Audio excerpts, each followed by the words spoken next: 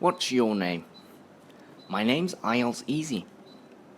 Are you a student or do you have a job?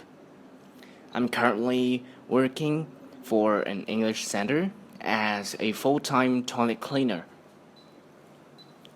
What are your main responsibilities? Well, as the name of the job suggests, my job is to basically keep the toilet clean after each and every use. Apart from that, I need to enhance customers' experience by standing there and singing songs when people do their business. It's to brighten their day and give them a totally new experience.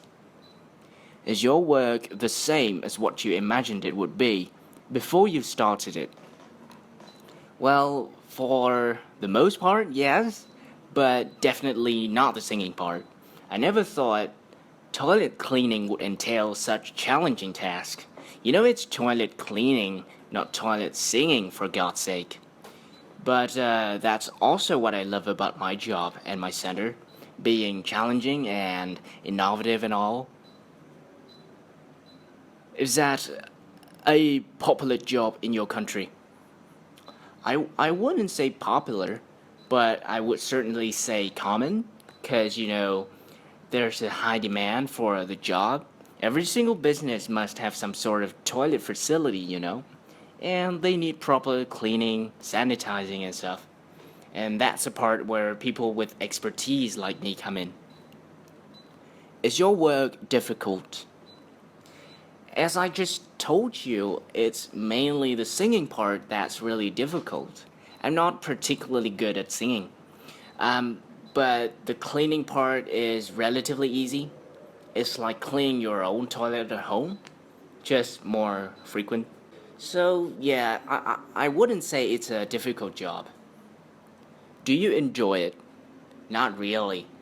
At first, I applied for a teaching role, because, I'm good at English, obviously. But I just don't know why they wouldn't let me teach. Instead, they wanted me to take care of the toilet. Well, I had no other choice but to go with it. I still want to teach English. Maybe I can stop singing songs and give them English lessons while they use the toilet.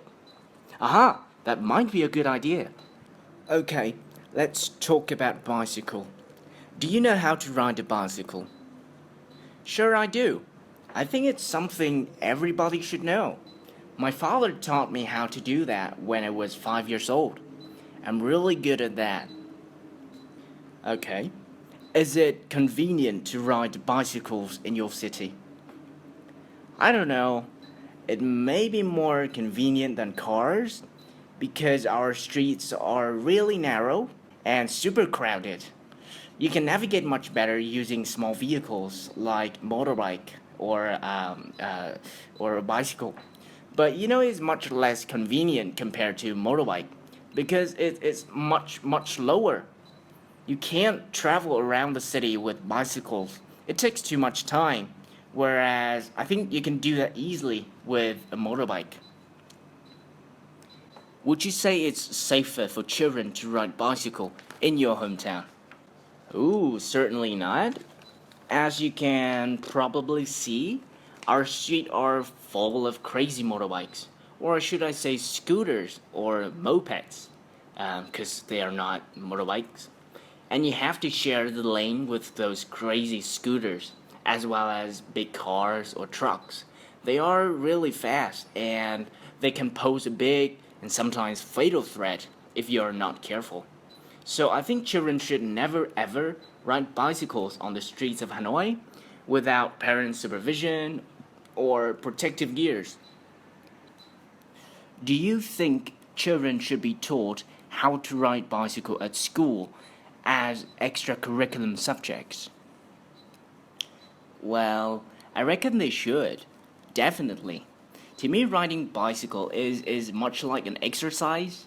Its health benefits are totally undeniable. And if children know how to ride bicycles, then they can be independent from their parents in a certain way because they can travel to many parts of the city whenever they want, just like me when I was 10 years old. So, what are the benefits of riding bicycles? As I said just now, you can think of riding bicycles as doing physical exercise. It's good for health in general. It improves our stamina and muscle capacity. Another thing is that it is a relatively convenient way of getting around the city. But again, it's not very convenient because it's really slow and tiring sometimes. Okay, so now I'm going to give you a cue card. You have 1 minute to prepare, 2 minutes to answer your question. You know the drill. Okay, here's the cue card. Number 718, an old thing in your family. Describe an antique or some other old thing that your family has kept for a long time. You should say what it is, how or when your family first got this thing, how long your family has kept it, and explain why this thing is important to your family. Are you ready? Sure. I live in a really big family of 6 and sometimes 7 people. So we have so many things in possession that I can use to describe. But I believe I would choose the fire extinguisher that's been kept untouched, unused in my house attic for God knows how many years. I think it's been there, since the dawn of time. My dad was terrified of any disaster that could happen and destroy our family. So he did a number of things to prevent that risk, especially against house fire. When we moved in, he immediately bought a number of fire extinguishers and put them in every corner of the house and taught each and every member of our family to use them in case of fire.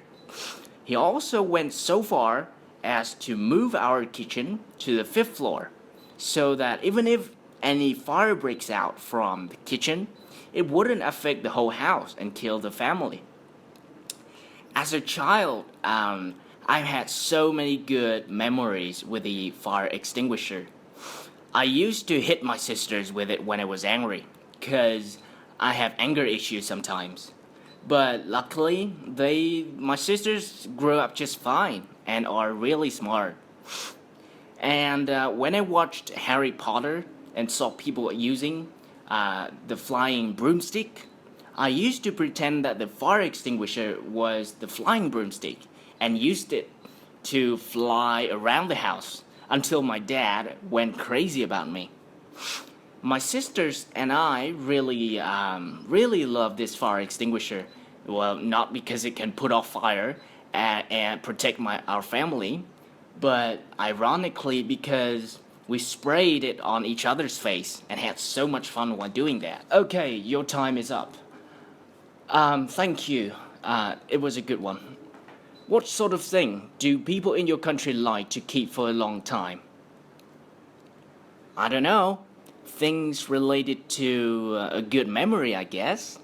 Because whenever they see those things again, they remind them of that particular memory that they want to keep and relive. And apart from that, people would certainly keep valuable stuff, I guess. Those are the only things off the top of my head. Right. In general, which do you think are better, old things or new things? I must admit that I'm a retrospective person, so I like to look back and enjoy what I did in the past. I often don't care much about the present. And I can't remember exactly this old saying, but it is something like history would repeat itself. Yeah, something along those lines. So I think it's better to have a profound understanding of the past so we can avoid our mistakes and have a better future. Do you think young people and older people keep the same sorts of thing? Wow, it's a deep question you're asking me. But yeah, I couldn't think of any other reasons why they would keep different things. Because, as I told you, regardless of the gender or the age or even nationality, people would keep the things that remind them of the good things in their past. So yeah, I think they keep the same sort of things, yes. Do you think it's important to recall the past or not to forget the history? Yes, as I've just mentioned previously, your future is built on your present, and the present is also built on your past. It's a continuous path here.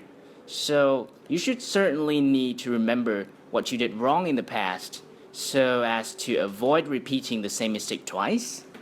Or you should know well what you did right in order to continue doing the good thing to have a better future. And I think that's the very reason why we have history lessons to teach our children about the mistakes as well as the victories in the past and to help them build a better future. Do you think there should be more museums? Sure. I reckon that museums are there to remind us of the past and to make sure that our generation understand more about the sacrifice that our forefathers went through. So we definitely need more museums. The only thing is the museums in Vietnam are too damn boring. I suggest they should make use of virtual reality technology to enhance our experience and, well, make it more realistic and captivating to the visitors. Otherwise, it would be for nothing. How do you think museums in the future will be different to those of today? I'm not sure about Vietnam though, because we're quite slow in catching up with the world in terms of technology. But yeah, there will sorry, there will certainly be changes in museums around the world. You know, recently there's a thing called virtual reality or augmented reality, if you get what I mean. You can experience the whole past with the help of a pair of goggles, and it would look so realistic. You would be immersed in the world of the past. I think museums of the future would make use of those futuristic technology to enhance our experience of the past. That's for sure. Okay, that's the end of the test. Thank you.